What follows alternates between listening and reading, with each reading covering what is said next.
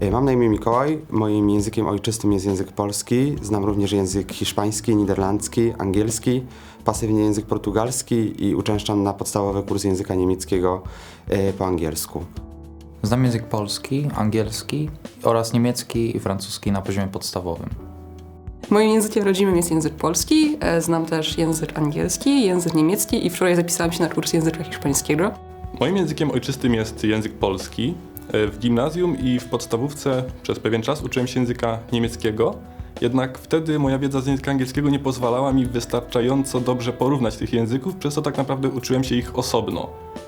Teraz na studiach przez 2 lata uczęszczałem na kurs języka hiszpańskiego.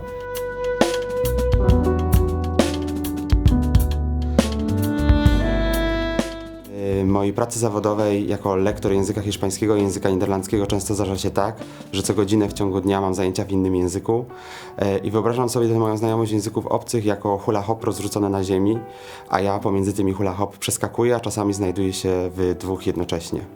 Jako że ze wszystkich języków, które znam, język hiszpański jest najbardziej ekspresyjny, on też często jako pierwszy się aktywizuje w sytuacjach, w którym rządzą silne emocje albo jest jakaś niespodziewana sytuacja, na przykład chce mnie potrącić samochód na pasach, wtedy automatycznie reaguję w języku hiszpańskim.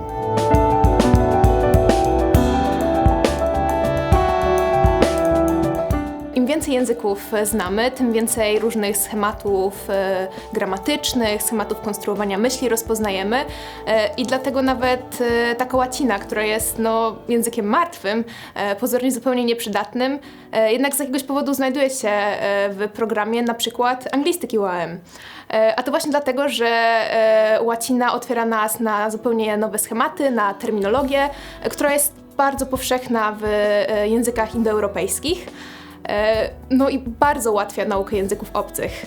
A przy okazji przydaje się także do gramatyki kontrastywnej, do historii języka, do lingwistyki, także kopalnia wiedzy. I nawet taka łacina się przydaje, także jak nawet łacina, to każdy niemiecki, francuski, hiszpański, zupełnie nowe horyzonty. Według mnie znajomość języka angielskiego bardzo pomogła mi w nauce języka niemieckiego, mimo tego, że nie zrobiłam dużych postępów.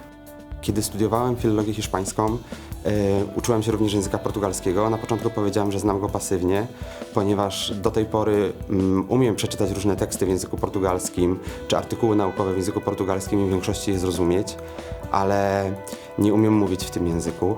Na początku, gdy zaczynałem się uczyć portugalskiego, miałem już dość dobrą znajomość języka hiszpańskiego i nauka szła bardzo szybko. Byłem z siebie bardzo zadowolony i dumny, jak szybko potrafię mówić po portugalsku, ale okazało się to potem trochę złudne, ponieważ często okazywało się, że mówię po prostu po hiszpańsku z portugalskim akcentem. Ale myślę, że teraz, gdybym wrócił do nauki po kilku latach, dość szybko osiągnąłbym dobre efekty. Dzięki temu, że uczyłem się angielskiego i niemieckiego wcześniej, wiem już, jakie metody nauki na mnie działają najlepiej i wiem, w jaki sposób podchodzić do nowych chociażby słówek w hiszpańskim, żeby ich się jak najefektywniej uczyć. I przez to na przykład wiem, że w moim przypadku fiszki dla mnie są bezużyteczne. Nie potrafię się z nich uczyć, nie są dla mnie w żaden sposób efektywne. Każdy kolejny język otwiera nas także na nowe kultury, na drugiego człowieka tak naprawdę i też zupełnie zmienia nasze struktury myślenia, nasze struktury poznawcze. Mamy na Wydziale Anglistyki laboratorium badań nad psychofizjologią języka i afektu, które zajmuje się właśnie tym, jak każde kolejne języki obce wpływają na naszą twórczość, na twórcze myślenie, na poznawanie, na empatię. Kopalnia wiedzy, bardzo ciekawe badania. Myślę, że warto się z tym laboratorium zapoznać. Często podczas lekcji języka obcego zwracam uwagę na podobieństwo struktur gramatycznych. Często jest tak, że znam już jakąś strukturę z innego języka i łatwiej mi jest ją zrozumieć w tym nowym, którego się uczę. Dzięki temu lepiej rozumiem język i łatwiej zapamiętuję tę strukturę i szybciej potrafię używać tych struktur, gdy się komunikuję. I mogę też powiedzieć, że to, że znam te 3 języki, mimo że na różnych stopniach zaawansowania, że to napełnia mnie taką jakąś pewnością siebie jednak, że znam te 3 języki obce, jak niektórzy ludzie nie znają nawet jednego na przykład. Podsumowując, cieszę się, że miałam jakby taką okazję przez tyle lat uczyć się tych języków obcych i motywuje mnie to, co osiągnęłam i to, czego się nauczyłam, jeśli chodzi o mnemotechniki. Motywuje mnie to do tego, żeby nauczyć się w przyszłości przynajmniej jeszcze 2 języków obcych.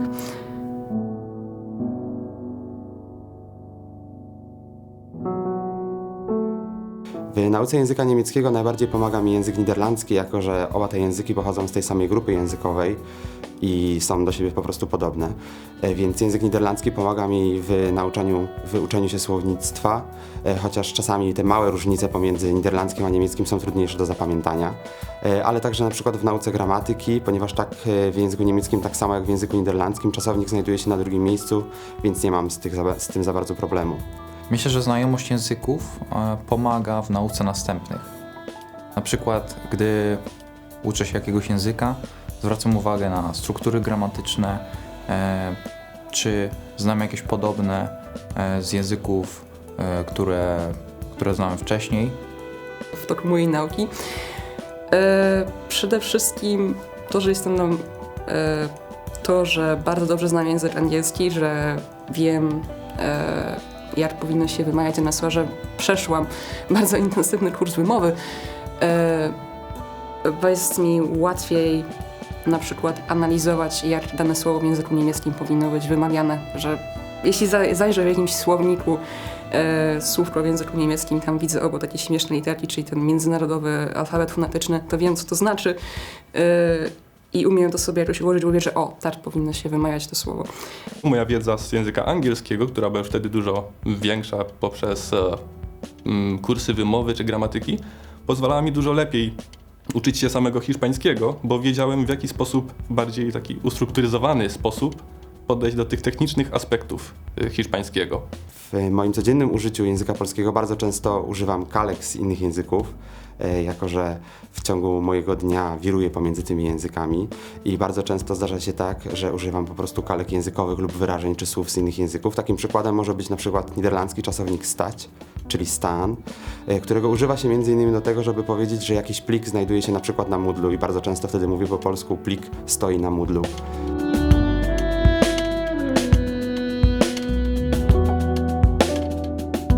Dzięki temu, że uczyłem się już wcześniej języków obcych i uczę się kolejnych, wiem, które techniki uczenia się są efektywne w moim wypadku.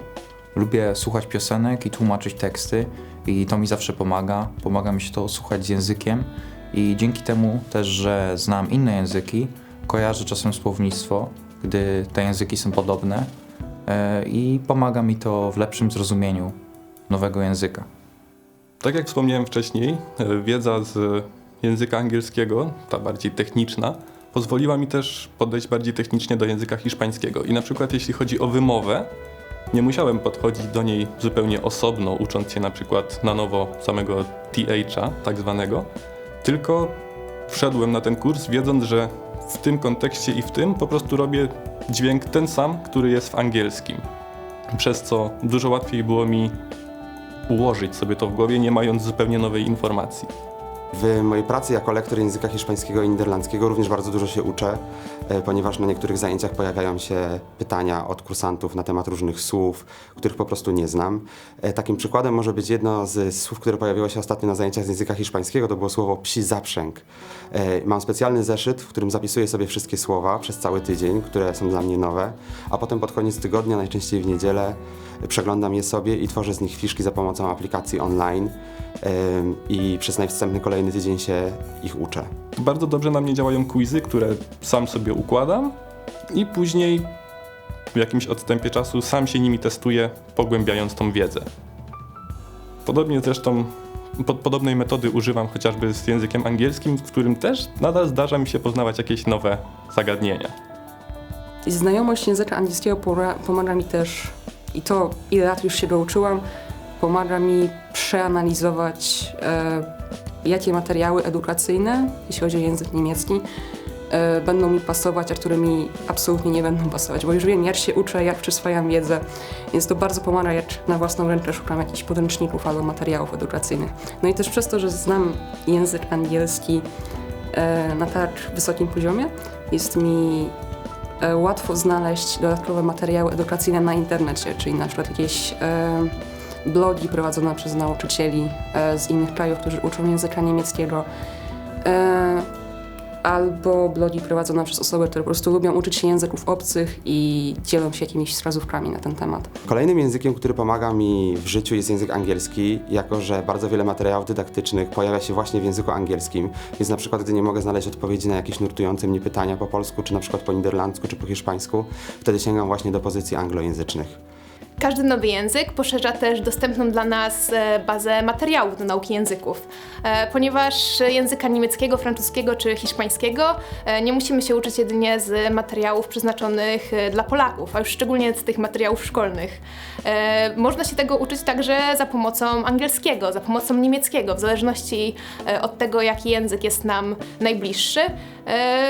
No ja bardzo polecam tą metodę. Nie dość, że poszerza właśnie tą bazę materiałów, to jeszcze te materiały są często ciekawsze i dodatkowo aktywizują kilka języków, więc nauka jest bardzo skuteczna, bardzo szybka. No i polecam. Szczególnie polecam format Easy Languages na YouTubie. Easy German sprawdzone. Można się uczyć niemieckiego spokojnie poprzez wykorzystanie angielskiego. Jest to przyjemne, skuteczne. No, najlepsze. Lubię też bardzo oglądać seriale i często zdarza się tak, że gdy oglądam jakiś serial, na przykład w języku hiszpańskim z napisami, to zastanawiam się, jak dane zdanie brzmiałoby, czy wyrażenie brzmiałoby na przykład w języku niderlandzkim.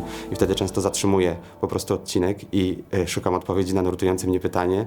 Czasami trwa to trochę długo, ale nie umiem jakoś dalej oglądać serialu, nie wiedząc, jakby to było na przykład w języku niderlandzkim.